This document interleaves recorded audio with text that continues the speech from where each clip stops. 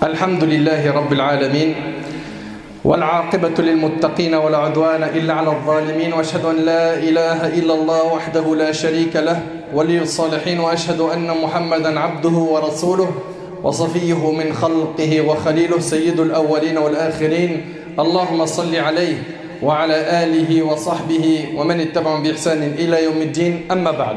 Mes chers frères et sœurs, en ces quelques minutes, parlons de l'importance de la famille. L'importance de la famille. Allah tabaraka wa ta'ala nous a comblés de bienfaits. Et parmi les bienfaits qu'Allah Azza wa Jal nous a accordés, il y a la famille. Et malheureusement, aujourd'hui, c'est un constat. Chez les musulmans et chez les non-musulmans, il y a des déchirures familiales. Il y a des scissions familiales. Il y a des gens qui se sont tournés le dos et qui ne se parlent pas. Et ils ne se parlent pas depuis des mois, voire même des années. Et ça en islam, c'est un très grand péché. C'est très grave. Et quand on creuse et qu'on demande aux gens, mais pourquoi est-ce que tu ne parles pas à ta mère, à ton père, à ton oncle, à ton frère de sang, à ton fils, à ta fille, à ta tante, à ton oncle, etc. Wallahi, souvent on entend des raisons futiles. Le diable a réussi à les avoir. Le diable a réussi à les avoir. Donc remettons les choses au clair concernant l'importance de la famille. Ahbab al-Kiram, dans le hadith qui est rapporté par Bukhari et Muslim, Abu Huraira radiyallahu anhu, écoutez attentivement, il rapporte que le messager d'Allah sallallahu alayhi wa sallam a dit: Allah créa la création. Et après avoir terminé, le lien de parenté se leva. Vous écoutez attentivement s'il vous plaît. Le lien de parenté se leva et dit: c'est l'occasion de demander protection contre le mauvais traitement. Allah répondit: oui, mais n'es-tu pas déjà satisfait que je sois du côté de ceux qui t'honorent et que je romps le lien avec ceux qui te maltraitent? Allahu Akbar. Ceux qui ont coupé leur relation avec les membres de leur famille, qu'ils écoutent attentivement ce hadith. Allah dit Azza wa Jal: n'es-tu pas satisfait que je sois du côté de ceux qui t'honorent et que je romps les liens avec ceux qui te maltraitent? Veux-tu rompre ton lien avec Allah, mon frère? Ma sœur, veux-tu rompre ton lien avec Allah? Et je sais tout de suite ce qui traverse votre esprit pour certains. Tu ne sais pas ce que je vis comme épreuve familiale. C'est trop facile de le dire sur le haut de ta chair et de faire ce que tu fais comme leçon. Mon frère ainsi que toi, ma sœur, le paradis ne s'obtient pas gratuitement. Pour avoir le paradis, il va falloir qu'on se mette d'accord sur une chose. Parmi ces choses, c'est que ton ego, tu le fasses disparaître. Parce que c'est souvent des problèmes de nefs, des problèmes d'ego. Allah tabaraka wa ta'ala dit: n'es-tu pas déjà satisfait que je sois du côté de ceux qui t'honorent et que je romps les liens avec ceux qui te maltraitent? Le lien de parenté a dit: bien sûr que si. Et Allah lui a dit: c'est ce qui te revient de droit. Et le prophète sallallahu alayhi wa sallam termina ce récit en disant: écoutez donc, si vous le voulez bien, cette parole d'Allah. Allah tabaraka wa ta'ala a dit: n'avez-vous pas peur qu'en vous détournant de la religion, vous ne répandiez le désordre sur la terre et que vos liens familiaux ne se détériorent? Ce sont ces gens-là, écoutez attentivement, ce sont ces gens-là qu'Allah a maudits. C'est-à-dire qu'ils sont chassés de la miséricorde d'Allah tabaraka wa ta'ala en les rendant sourds et aveugles. C'est-à-dire quoi en les rendant sourds et aveugles? C'est-à-dire qu'ils n'écoutent plus la vérité. Ils n'écoutent plus la vérité. Et s'ils l'écoutent, ils n'en tirent pas profit. Tu lui dis: crains Allah, parle avec ta mère, parle avec ta sœur, fais le premier pas. J'ai essayé, elle m'a tourné le dos, elle a fermé la porte. Tous ces cas de figure, bi'idhnillah, on va essayer de les aborder très rapidement, car vous le savez, c'est une khutbah et pas un séminaire. Donc on va essayer de faire défiler toutes les raisons pour lesquelles aujourd'hui les gens ont rompu leur lien de parenté afin d'y remédier, bi'idhnillah. Allah tabaraka wa ta'ala dit: ce sont ces gens-là qu'Allah a maudits en les rendant sourds et aveugles. Ne méditent-ils donc pas le Coran, ou bien leurs cœurs sont-ils complètement verrouillés?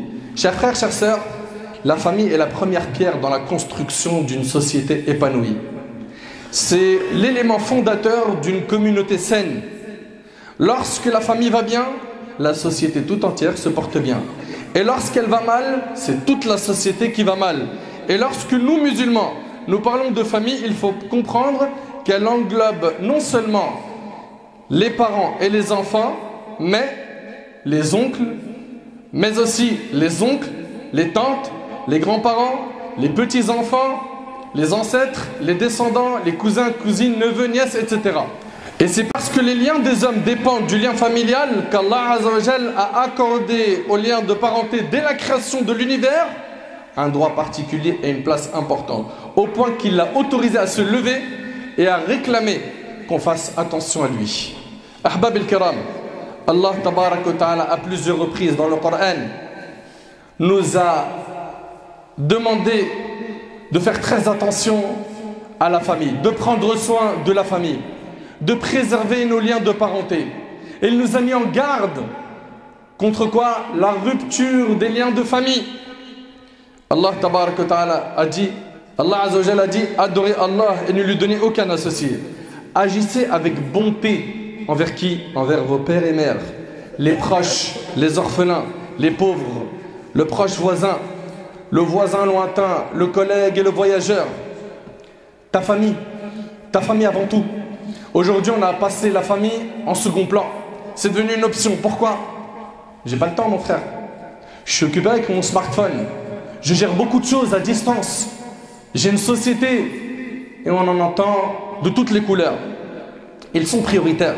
Allah Tabarak wa Ta'ala nous dit que nos proches sont prioritaires. Prioritaires dans tout, dans les dépenses par exemple.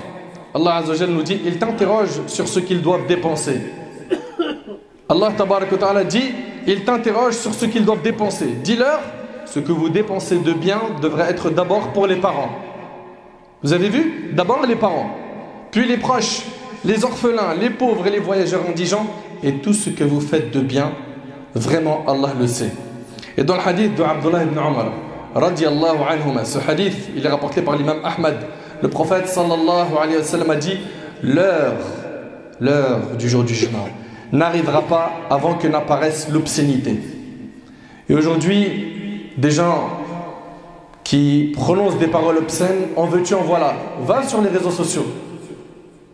C'est devenu quelque chose de normal. Écoutez bien, l'heure n'arrivera pas avant que n'apparaisse l'obscénité, la prononciation de propos obscènes, la rupture des liens de parenté et le mauvais voisinage. La rupture des liens de parenté. Et je le dis, je le répète, vers la fin de la khutbah, on verra pourquoi les gens aujourd'hui, ils ne se parlent plus. Et on va voir ce que la religion préconise pour chaque cas de figure. Ahbab al-Kiram, Allah Tabarak wa Ta'ala dit également, cependant, d'après le livre d'Allah, ceux qui sont liés par la parenté ont priorité les uns envers les autres, même devant les croyants de Médine et les émigrés de la Mecque. Et tellement le lien de famille est important, je vous le dis, je le répète, nos textes nous montrent qu'ils sont prioritaires. Prioritaires dans les dépenses. J'ai quelqu'un de ma famille qui est dans le besoin. Et j'ai une personne qui est dans le besoin qui n'est pas de ma famille. Le prioritaire ici, c'est le membre de ma famille. Le prophète sallallahu alayhi wa sallam a dit, l'aumône à un pauvre est une simple aumône. Alors que l'aumône faite à un proche est comptée double. C'est en même temps une aumône et un renforcement du lien familial rapporté par Tirmidhi selon Ibn Amir. C'est rapporté par Tirmidhi selon Ibn Amir. Et sachez aussi une chose, la préservation des liens familiaux concrétise la foi. Le prophète sallallahu alayhi wa sallam dans le hadith rapporté par Bukhari et Muslim selon Abu Huraira radiyallahu anhu a dit, celui qui croit en Allah et au jour dernier, qu'il garde le bon contact avec ses proches, qu'il maintient ses liens de parenté. Également, la préservation du lien de parenté de la famille permet d'obtenir l'assistance d'Allah. Ma'iyatullah. Qui d'entre nous ne veut pas qu'Allah subhanahu wa ta'ala soit avec lui? Vous savez très bien qu'on traverse des épreuves dans notre vie, oui ou non? Tu as une épreuve, tu veux qu'Allah tabarak wa ta'ala soit avec toi. Parmi les causes qui vont t'apporter l'assistance divine, il y a le bon traitement de la famille, le maintien des liens de parenté.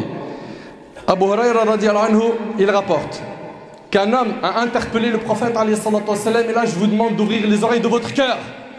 Et je vais ici commencer à répondre à ces nombreuses questions qui traversent votre esprit. Parmi elles, oui, mais mon frère, ils m'ont fait du mal. Pour certains, c'est peut-être parti jusqu'au sihr. D'autres vont dire, j'ai essayé, mais ça ne marche pas. Je les ai appelés, je suis parti les voir, ils m'ont tourné le dos, ils ont fermé la porte. Ils m'ont fermé la porte au nez. Écoutez bien ce hadith. Cet homme dit au prophète, au messager d'Allah, j'ai des proches avec qui j'essaye d'être en bon terme. J'essaye d'être en bon terme, mais ils coupent les ponts avec moi. C'est peut-être toi ça. Je suis bienveillant envers eux, mais eux sont malveillants. Je les traite avec gentillesse et eux me maltraitent. Donc voilà. Ça ressemble beaucoup à ce qu'on entend même aujourd'hui. Alors, est-ce que le prophète sallallahu lui a dit, si tel est le cas, tourne-leur le dos. Tant pis pour eux. Est-ce que le prophète sallallahu a dit ça? Est-ce que vous pensez que le prophète sallallahu lui a dit, puisque c'est comme ça, bah tu sais quoi, il t'en fait du mal. Rends le mal par un autre mal. Allah subhanahu wa ta'ala dit, la bonne et la mauvaise action ne sont pas égales. Idfa billati hiya ahsan. Repousse le mal par ce qui est meilleur. Nous, ce qui nous est demandé quand on le fait du mal, c'est de repousser par ce qui est meilleur. Ce ne sont pas mes paroles, mais les paroles d'Allah tabaraka wa ta'ala. Allah azza wa jalla nous demande dans le Coran de repousser le mal par le bien. Et donc, le prophète alayhi salatu wassalam, après avoir entendu qu'ils coupent les ponts avec lui, qu'ils sont malveillants, qu'ils le maltraitent, il lui a dit, si tu es tel que tu le dis, cela n'en sera que plus douloureux pour eux. Ça sera très douloureux pour eux. Et tu ne cesseras de trouver le soutien d'Allah contre leurs préjudices tant que tu te conduiras ainsi. Je répète, et tu ne cesseras de trouver le soutien d'Allah contre leurs préjudices tant que tu te conduiras ainsi, rapporté par l'imam muslim. Et selon Abdullah ibn Amr ibn al-As radiyallahu anhu an jami' as-sahaba, le prophète alayhi salatu wassalam a dit, celui qui respecte les liens de parenté n'est pas celui qui rend le bien par le bien, mais c'est celui qui continue à respecter ses liens quand même ses proches les rompent. Rapporté par le Bukhari. Certains y pensent que le respect des liens de parenté, c'est comment? C'est du donnant-donnant. Tu me fais du bien, je te fais du bien. Tu me visites, je te visite. Tu m'appelles, je t'appelle. Tu m'appelles pas, je t'appelle pas. Redéfinissez tout ça avec quoi? Avec ce qu'Allah et son prophète alayhi salatu wassalam nous ont enseigné.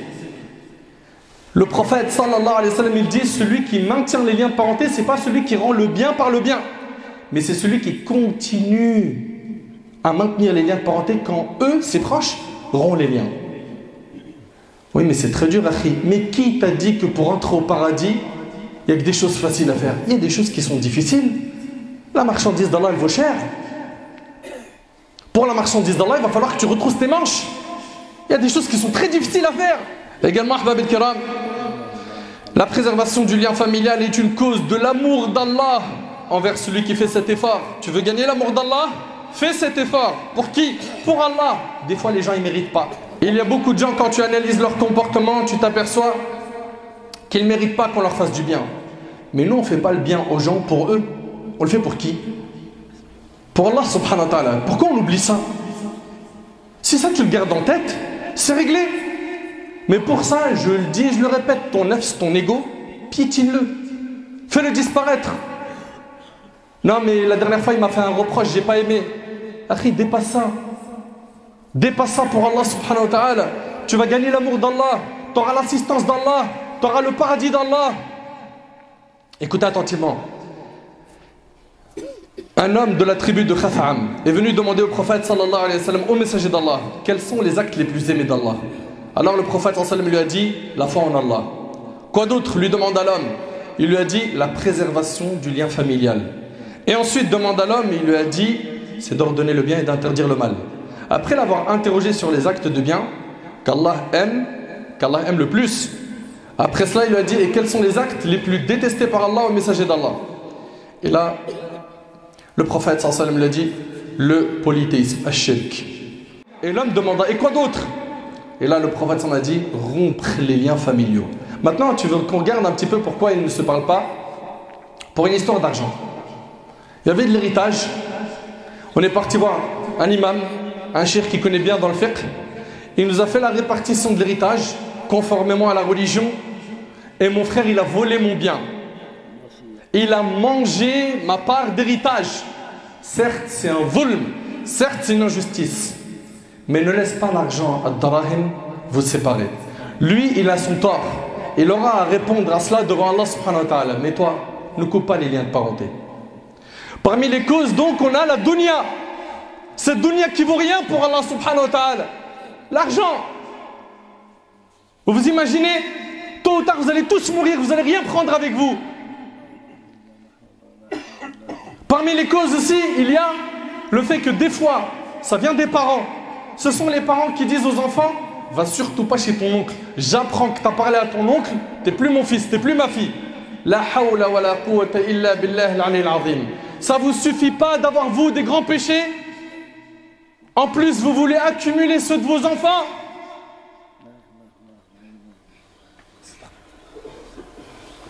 Et pour les enfants, le prophète alayhi salatu wa sallam a dit, point d'obéissance à une créature dans la désobéissance au Créateur. C'est par là qui craignent Allah, le prophète alayhi salatu wa sallam a dit, n'entrera pas au paradis celui qui rompt les liens de parenté. C'est rapporté par le Bukhari. Ne mêlez pas vos enfants à ces problèmes. Vos péchés normalement suffisent. Ouvrez un peu les yeux. Également, pourquoi tu ne vas pas visiter ton frère ou ta soeur? Parce qu'il n'est pas dans le din. Quand je vais là-bas, yashrab al-khamr, il boit de l'alcool. Ils sont loin d'Allah, ou bien ce sont des kuffars. Mon père il ne croit pas en Allah. Quand il était jeune, il était musulman. Il a grandi et il a renié l'islam. Mais subhanallah, une question. Si toutes les personnes comme toi coupent les liens avec les membres de leur famille désobéissants ou loin d'Allah, comment veux-tu qu'ils connaissent la beauté de l'islam? Comment veux-tu qu'ils reviennent vers Allah si leurs proches qui sont dans la religion, ils ont coupé leurs liens avec eux? Au contraire, va, wansah, wasbir, conseille, patiente. Et ça ne viendra pas du jour au lendemain. Le prophète, alayhi salatu wa sallam, il était très patient avec Abu Talib jusqu'à son lit de mort. Est-ce qu'il a baissé les bras? Non. Si le prophète, c'est réellement ton modèle, suis-le, fais comme lui. Oui, mais mon frère, quand je vais les voir, je suis obligé de participer au péché. Non, on t'a pas dit de participer au péché. Vas-y, garde un lien, mais ne participe pas à l'assemblée où il y a la désobéissance. Et continue à espérer qu'Allah les guide. Fais des doigts pour eux. Prêche la bonne parole. Rappelle-toi que celui qui détient les cœurs, c'est Allah. Et il peut changer leur cœur du jour au lendemain. Rappelez-vous Omar ibn Khattab avant l'islam, comment il était. Khalid ibn Walid, comment il était. Hind, Abu Sufyan, Wahshi. Ces gens-là avant l'islam, qu'est-ce qu'ils ont fait? Et c'est devenu de grands compagnons, radiyallahu anhum, des héros parmi les sahaba. Il ne faut jamais perdre d'espoir quand on voit quelqu'un de désobéissant. Et quand ils ne sont pas musulmans également, Allah Azza wa Jal dit wa in jahadaka ala an tushrika bi ma laysa laka bihi ilm fala tuti'huma wa sahibhuma fi dunya ma'rufa. Allah Azza wa Jal dit, et si tous deux t'invitent à associer ce dont tu n'as aucune science, tes parents ils t'appellent à faire du shirk, à faire des grands péchés, ne leur obéis pas, mais tiens leur bonne compagnie sur terre, même s'ils ne sont pas musulmans, même s'ils se prosternent pour une croix. Tu as l'obligation en islam d'avoir le meilleur comportement avec eux. Abu Hurairah radiyallahu anhu, il a été patient avec sa mère et à la fin il s'est converti à l'islam. Il va falloir que tu prolonges ton souffle, que tu sois endurant. Également, parmi les causes de la rupture des liens de parenté, il y a le fait qu'il y ait de la jalousie. La jalousie. L'épouse est jalouse de sa belle-mère. Je veux pas que tu ailles chez ta mère, tu y vas trop. Ça commence à me peser. Ou l'inverse. C'est le mari, il est trop connecté à sa mère ou à son père. Et on entend des épouses. Je ne généralise pas. Certains époux, certaines épouses qui vont inciter l'époux ou l'épouse à quoi? À rompre le lien avec les membres de la famille. Rappelez-vous d'une chose. Kama tadin tudan. Kama taf'al yuf'alu bik. Comme tu fais, on te fera. Tu auras des enfants peut-être plus tard. Ne t'étonne pas qu'un jour, ta fille ou ton fils connaissent la même chose. Et que le jour du mariage de ta fille, toi qui es super content, tu t'aperçois que quelques mois après, il l'a pris, ça y est, hop, il lui dit, hey, tourne la page avec ta famille, je ne veux plus jamais en entendre parler, tu vas plus, je t'interdis d'y aller, tu vas, tu es divorcé. Faites attention, Allah yabarik fikum. L'injustice, ça se paye sur terre. Sauf si tu t'en repens. Donc faites-y très très très attention. Également, les gens les liens avec les membres de leur famille. Pourquoi? Parce qu'ils sont ignorants dans le dîn. Il ne sait pas que c'est haram de faire ça. Il ne connaît pas la gravité de ce péché. Mon frère ainsi que toi, ma soeur, dans notre religion, on n'a pas le droit en islam de tourner le dos à notre frère ou à notre soeur en Allah plus de 3 jours. Le prophète me dit lui il tourne son visage d'un côté, il ne veut pas lui parler, l'autre également. Et le meilleur des deux, dit le prophète, c'est celui qui commence par le salut. Et je vous l'ai dit, c'est un exercice difficile pour le nafs. Pour ton ego, c'est très difficile. Mais le paradis, pour l'obtenir, il va falloir que tu fasses des efforts. Ahbab el-Kiram, les raisons sont très nombreuses de qati'at ar-rahim. Sachez que rompre les liens de parenté, c'est une tristesse, un mal. C'est une exposition à la colère d'Allah Azza wa Jal, au châtiment d'Allah Tabaraka wa Ta'ala. Nous devons donc faire notre possible pour préserver ce lien, le lien familial, pour protéger cette valeur. Ne laissons pas notre famille s'éparpiller, ne laissons pas des querelles stupides briser ces liens, car sachez que cela fait partie des plus grands péchés et que c'est ce qui a détruit la société et la perverti. Concernant la préservation des liens de famille, ça se fait de plusieurs façons. Comment? En se visitant. En se visitant. Je peux pas, il y a une longue distance qui me sépare, c'est pas évident. Un appel. Des appels aujourd'hui avec les smartphones, c'est très facile. On peut même se voir en vidéo. Les appels téléphoniques, prendre des nouvelles, organiser des repas de famille. S'il y a un problème, tu es là. Il faut que tu sois un soutien dans le moment de l'épreuve. Que tu sois là pour conseiller quand il y a des péchés, pour féliciter quand il y a des bonnes nouvelles. C'est ça, quelqu'un qui maintient les liens de parenté. C'est quelqu'un qui va sourire à ses parents, qui va faire entrer la joie dans sa famille, qui va les prendre dans ses bras. Car tôt ou tard, un jour, vous allez quitter vos parents, vous allez quitter vos enfants, vous allez quitter les gens de la dunya. Ou bien ils vont vous quitter avant. Et s'ils vous quittent avant, vos larmes chaudes ne les ramèneront pas une nouvelle fois à la dunya.